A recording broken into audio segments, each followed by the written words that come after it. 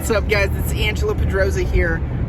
Just starting my vlog. You know, I'm a real estate broker in Northwest Indiana, always trying to, get better, and I hope you guys check into my vlogs more. I'll be taking you guys on the journey with me to try and reach greatness, right? A dream for me would be to be considered one of the greatest of all time, and you guys will definitely see in the opportunities that we get to interact with different people that are just amazing, just phenomenal real estate investors, phenomenal real estate tycoons, people in all facets of what investing is, and local people, people from abroad, and being able to go to these appointments and just enjoy this life with me in this journey. So definitely tune in. But a little bit about myself, real quick. My name's Angelo Pedroza with the Parati Group, and I specialize in investment and creative finance or creative real estate. And so that means that, I'm kind of the make it happen guy, so I know enough areas where I can make any deal happen no matter the circumstance. It just determines on the temperament beyond that point of the buyer and the seller. So that's where things kind of get difficult. But that's also part of the skills as an agent, is how you talk and the things that you can get clinched, in a deal. So right now I'm on my way over to check out a house, and it's for an out-of-state investor. We'll be doing a business FaceTime. We're going to walk through the property. She's going to tell me what kind of things she wants to focus on, and it'll be really interesting, really exciting.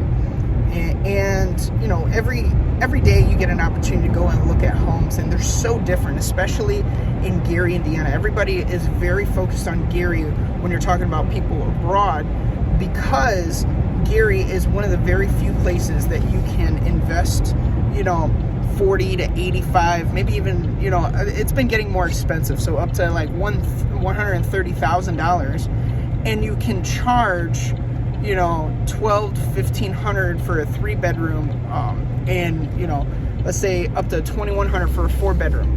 And the reason I make up those numbers is because that's the housing authority numbers. I do a great deal with Section 8 too. So, I always like to go by the housing authority. Of course, you can press those numbers beyond that, but that's going to be upon how you like to do business. That's one thing I always tell people. It's very subjective how people like to do business. Everybody has a different kind of style to it. Some people are aggressive. Some people are very calm, and it's something I'm learning. I'm not going to say I'm an expert. I'm not an expert. I want to be an expert. I want to be at that point, but I'm still learning every day.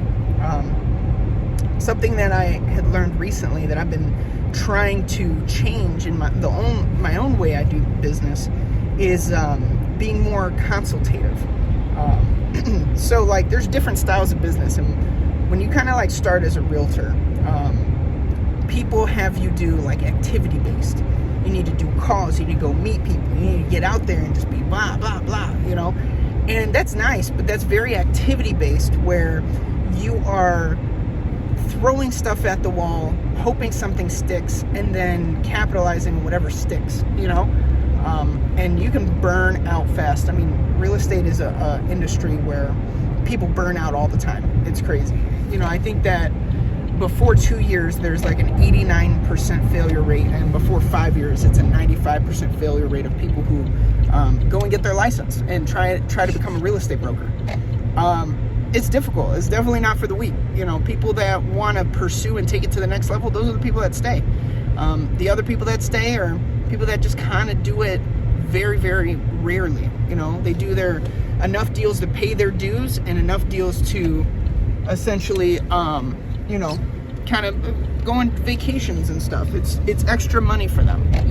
I know I'm being bad. I'm talking to you guys while I'm driving, but it's really the only downtime I have in between, doing these appointments. I'll be trying to do videos in better places, but sorry, don't do this. All right, guys. So just went and checked out that house, right?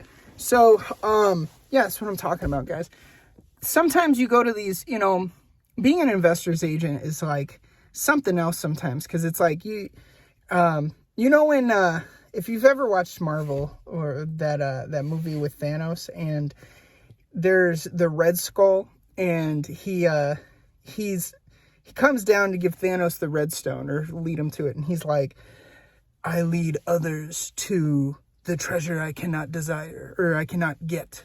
And it's so funny because it's like, oftentimes, I mean, everybody's got their own situation, right? But, I would love to be, hitting it hard with investing right now. But, like I'm leading people to amazing deals, which I'm so happy for them. I'm happy for everyone that does get a deal because my career is based on relationships. And the more people that are happy with me, the better I am at my job. So I'm so happy for that. But at the same time, it would be nice to pick up every single great deal that you come across. And I just showed these people this 3-bedroom house in Gary, newly rehabbed. I mean, I'm not going to say they went above and beyond, but they did enough to where I think it's fair on the price they're asking. And 3 bedrooms, $85,000. It's been sitting a while on the MLS. So we're gonna have to figure out why. Maybe it was under contract. Maybe it is above, what it should be priced. We'll see, but I'm going to do some research on it. It was entertaining though. All right, to the office. All right, guys. So we're in the office today. I am always attacking at trying to make calls, at trying to prospect, at trying to get things done, right? So let's talk about what do you think a realtor does on a daily basis? For me, I mean, I can show you guys my setup right now. It's kind of a little messy, right? But I got my laptop, I got my coffee and water, and usually I have like a little snack or something with me too. So learned this in college, when you have those items that you never need to get up for, you never get up. So that's pretty much how I like to set up, is when I first get ready to get going, I'll set up with coffee, water, any type of snacks, laptop. I'll open up my emails, open up my CRM. I personally like to use a CRM. Some people don't care for CRMs. I'm trying to fix this real quick. There we go. I personally like CRMs. Some people don't care for CRMs, but what is a CRM? Client relationship management system. So it's how I remember everybody and everything. Now, I can't necessarily show you my database, but maybe I can do a little workaround here. Hold on. So I like to use different programs, and this one right here is called HubSpot. This is a free program, so if you're a small business owner, definitely come check it out, guys.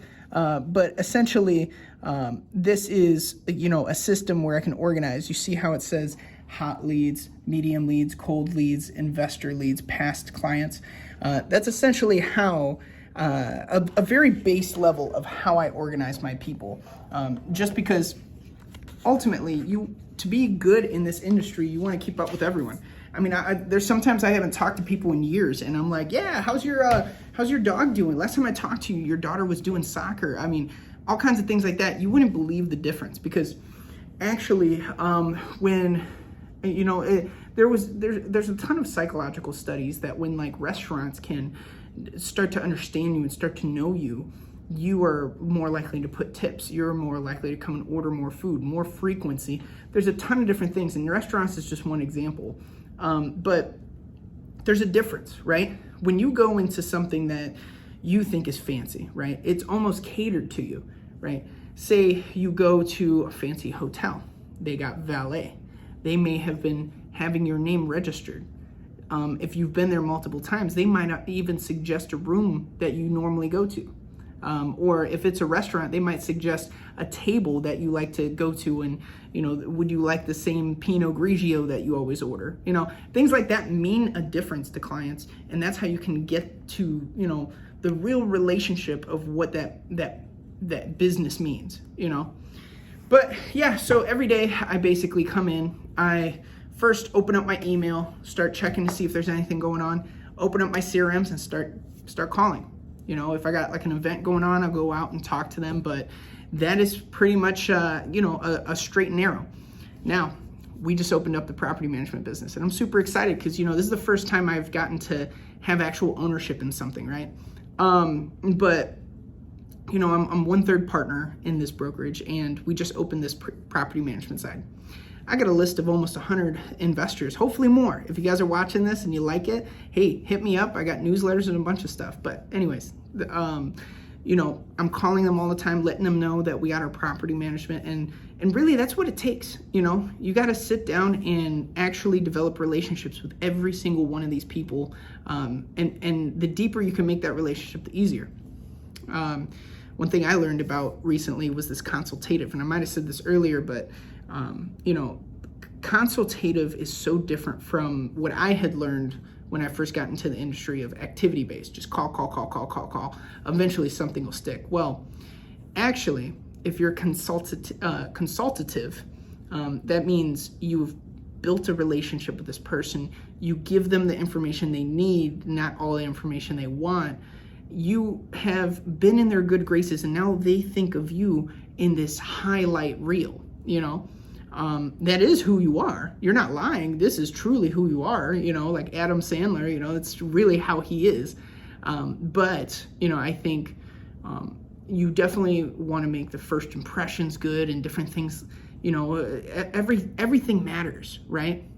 Everything matters in when you're making friends, because you want to be in their good graces. If you're in good graces with, your neighbor that doesn't dress well and looks like a bum, you don't know if the reason he doesn't dress well and look like a bum is because he's a multi-billionaire. You don't know if he's, married to Simon Cowell's sister or some shit like that. But believe it or not, that shit happens. Excuse my language. But yeah, no, it's pretty interesting life. But yeah, this is what I hit, and the next thing is going to be just me wrapping up. I spend the whole day sitting here doing that, keeping disciplined, and sometimes I we'll see my partners in here or the other agents, and we'll have a good time. We try to meet once a month and have like a little outing or do something for fun. Nothing like doing Uno to keep the bond alive, right? But I'm sure I'm always learning. So if you guys ever have ideas or comments, please leave them in the comments. So, all right. You guys probably can't see me right now. I need to I don't know if that's allowed. That's probably not allowed. But yeah, you know what? I am on the way. I had a solid work day, calling people consistently, trying to always expand my book of business. It's something when you're constantly talking to people and creating relationships, it starts to like almost shape you, and sometimes that can be dangerous, I think.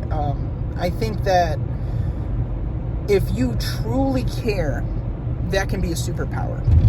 I think that if you take a salesman perspective, that can be dangerous, because some salesmen, especially like car salesmen, they just try and hustle and bustle. They don't really put any care into it. And that's kind of where I mentioned the consultative style. It's a big factor, man.